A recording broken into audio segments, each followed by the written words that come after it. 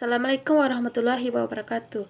Hai teman-teman, perkenalkan nama saya Suci Wandasari, NIM 20026102, mata kuliah Skema Klasifikasi Arsip, Prodi IPK, berkuliah di Universitas Negeri Padang. Baiklah, pada kesempatan kali ini saya akan menjelaskan tentang materi skema klasifikasi arsip. Yang pertama, saya akan menjelaskan apa itu klasifikasi.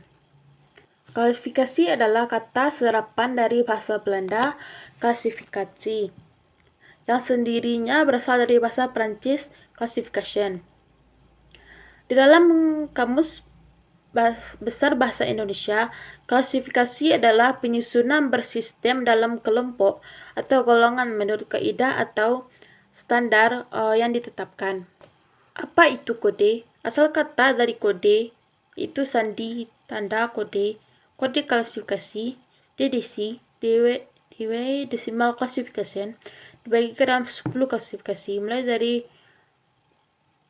0 sampai 900. Apa itu indeks? Daftar kata atau istilah penting terdapat dalam buku cetakan.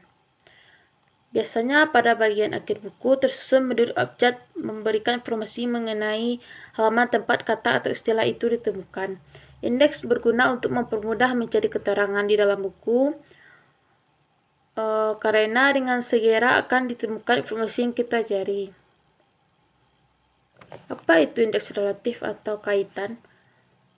Untuk memudahkan dalam menelusuri kode klasifikasi, perlu disusun relatif indeks. Indeks relatif ini terdiri dari susunan istilah ataupun nama-nama masalah yang ada dalam klasifikasi yang disusun berdasarkan urutan abjad sekalipun diikuti kodenya. Kegunaan klasifikasi itu tanda pengganti dari pokok masalah, submasalah, dan submasalah dalam klasifikasi, alat untuk mengatur susunan dan urutan berkas dalam penyimpanan. Tujuan ditetapkan pola klasifikasi arsip atau PKA adalah untuk digunakan sebagai acuan dalam penataan arsip, mulai dari penciptaan, pengendalian, penyimpanan, penemuan kembali, dan penyusunan arsip di lingkungan setiap instansi. Pedoman pola klasifikasi arsip terdiri dari pola klasifikasi arsip fasilitatif, pola klasifikasi arsip substantif, dan indeks relatif. Selanjutnya kita akan membahas tentang klasifikasi arsip dan indeks arsip. Yang pertama, konsep klasifikasi arsip. Menurut Winata dan Muhyiddin, klasifikasi pemberkasan atau skema klasifikasi adalah penggolongan atau pengelompokan arsip menurut urusan atau masalah secara logis, kronologis, dan sistematis berdasarkan fungsi dan kegiatan organisasi pencipta, dan merupakan pedoman untuk pengaturan, penataan, dan penentuan kembali arsip.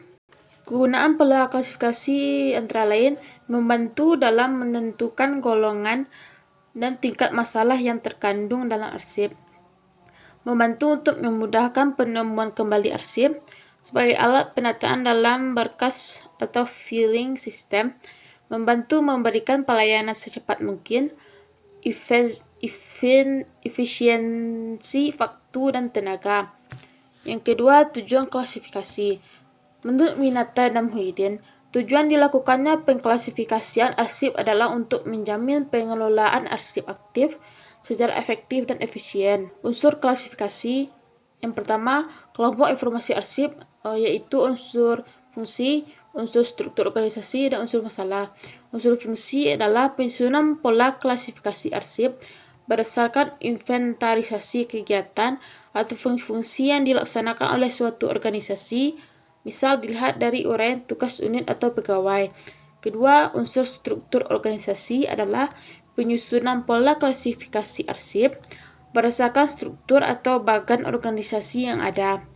Ketiga, unsur masalah adalah penyusunan pola klasifikasi arsip berdasarkan masalah yang terdapat di kantor organisasi yang bersangkutan. Kedua, kode arsip.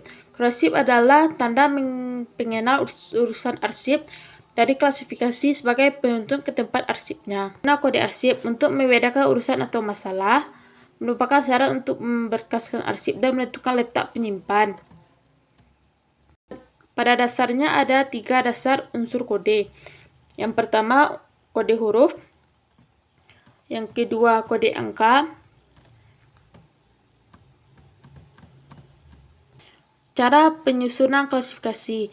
Menurut Gunawan Ariwibowo, cara penyusunan klasifikasi arsip adalah di antara lain melakukan analisis fungsi organisasi untuk mengetahui arsip apa yang tercipta dalam suatu fungsi organisasi. Kedua, klasifikasi disusun berdasarkan masalah yang mencerminkan fungsi dan kegiatan organisasi. Ketiga, klasifikasi disusun secara berjenjang dengan mempergunakan prinsip perkembangan dari umum ke khusus. Setelah penyusunan klasifikasi, kode klasifikasi ditambahkan untuk mempermudah penyebutan klasifikasi. Indeks arsip. Pertama, konsep indeks arsip. Indeks adalah tanda pengenal berkas atau judul berkas. Penggunaan indeks antara lain untuk pengelompokan atau menyatukan kegiatannya sama ke dalam satu berkas sebagai sarana penemuan kembali arsip. Dua jenis penulisan indeks.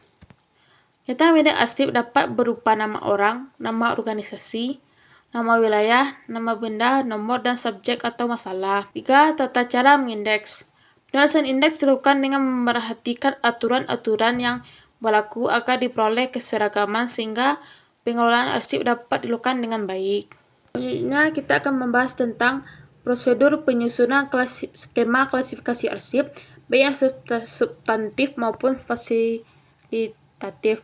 Klasifikasi arsip dapat dibedakan menjadi dua jenis, yaitu klasifikasi fasilitatif dan klasifikasi substantif. Klasifikasi fasilitatif yang mencerminkan tugas-tugas penunjang organisasinya, contohnya pegawaian dan keuangan.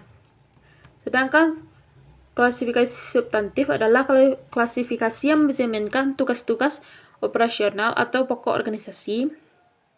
Kegiatan ini pasti berbeda pada setiap organisasi karena tugas pokok dan fungsinya tidak sama. Seperti Departemen Agama, tugas pokoknya mengurusi masalah haji, perkawinan, dan sejenisnya.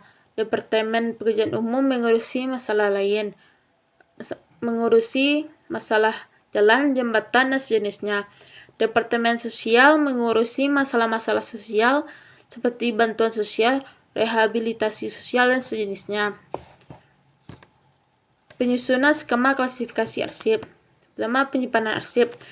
Skema klasifikasi arsip disusun atas dasar fungsi atau kegiatan organisasi baik yang substantif maupun fasilitatif, agar arsip dapat terorganisir secara logis dan sistematis.